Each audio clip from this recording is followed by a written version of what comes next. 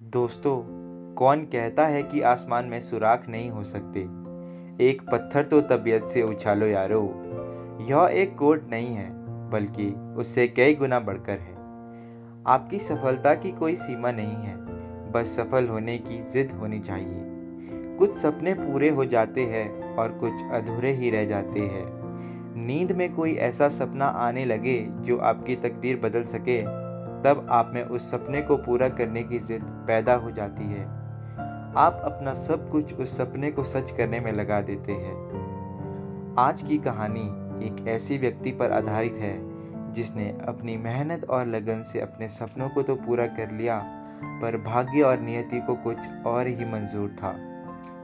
इसरो के farmer scientist और aerospace engineer Nambi Narayanan, 81 साल का ये व्यक्ति भारत की टेक्नोलॉजी को 15 साल आगे लेके जा सकता था, लेकिन एक गलती ने इनकी रफ्तार धीमी कर दी। क्या आपने कभी सोचा है कि देश के लिए मर मिटने वाले नागरिक के ऊपर देशद्रोही का आरोप लगाया जाए तो क्या होगा? जी हाँ दोस्तों, नाम्बी नारायणन के साथ कुछ ऐसा ही हुआ था। भारत को न्यूक्लियर पावर बनाने में जितना कंट्रीब्यूशन भारत के पहले साइंटिस्ट होमी भाभा का था, उतना ही कंट्रीब्यूशन नाम्बी नारायणन का रहा है। एक मिडिल क्लास फैमिली में जन्मे नाम्बी नारायणन बचपन से ही एक ब्राइट स्टूडेंट थे। नाम्बी ने तिरुवनंतपुरम के कॉलेज से एमटेक की डिग्री प्राप्त की थी। उनको जितना प्यार अपने माता पिता से था, उतना ही प्यार भारत देश से भी था। उनको एक बड़े देशभक्त के रूप में देखा जाता है। बचपन में ही उनके पिता की मृत्यु हो गई थी, जिसके कारण सब जिम्मेवारियां घर के बड़े बेटे होने के नाते उन पर आ गई थी। वहीं दूसरी ओर उन्होंने अपनी पढ़ाई जारी रखी। पिता की मृत्यु के बाद नाम्बी की पढ़ाई में पैसों की ज़्यादा दिक्कत नहीं आई, क्योंकि वो इतने टैलेंटेड थे। वे हर बार अपनी पढ़ाई के लिए स्कॉलरशिप जीत लेते थे। जब नाम्बी 18 साल के हुए तो उनकी शादी हो गई। नाम्बी की फैमिली में उनका बेटा और बेटी आ गए थे।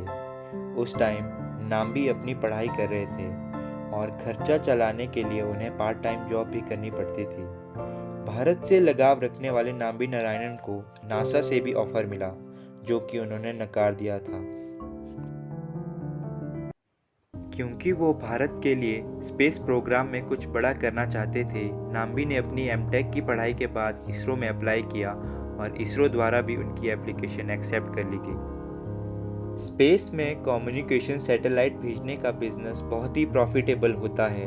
अभी तक 5 ही ऐसे देश हुए हैं जिसने स्पेस में अपना दबदबा बनाया है: China, Russia, Japan, France, America. अभी तक इन्हीं 5 देशों ने स्पेस टेक्नोलॉजी में अपनी मोनोपोली जमाई है।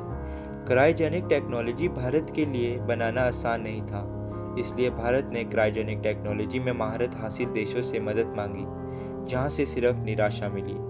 और उसके बाद क्रायोजेनिक टेक्नोलॉजी बनाने का सिलसिला शुरू हुआ। नाम्बी नारायणन एक ऐसा प्रोग्राम तैयार करना चाहते थे जिसमें ज़्यादा खर्चा ना हो और सफल हो जाए।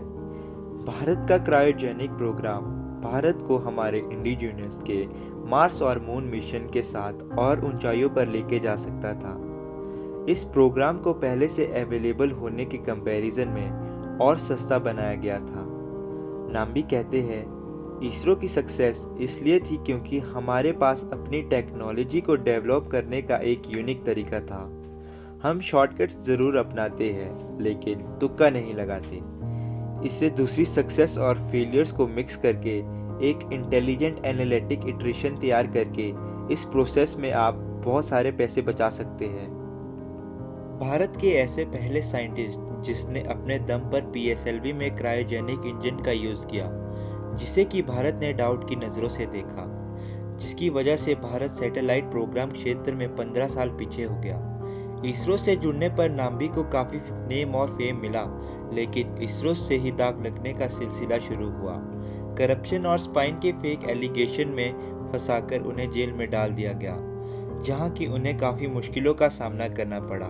उन्हें काफ़ी टॉर्चर किया जाता था, लेकिन एक समय आया जब उन पर सभी झूठे एलिगेशन साबित ना हो पाए और उन्हें नरेंद्र मोदी सरकार द्वारा पद्म भूषण पुरस्कार से भी नवाजा गया।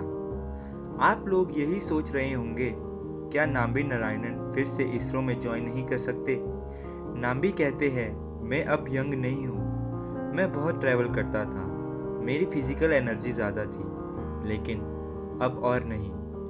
और इसके अलावा मैं धीरे काम करने के लिए नहीं बना हूँ। इसरो में जो नाम्बी था वो अब मैं नहीं हूँ। तो दोस्तों, यह थी एक ऐसे व्यक्ति की कहानी जिसने अपने देश के लिए अपना सब कुछ दे दिया, लेकिन उसे सिर्फ झूठे एलिगेशंस और निराशा मिली।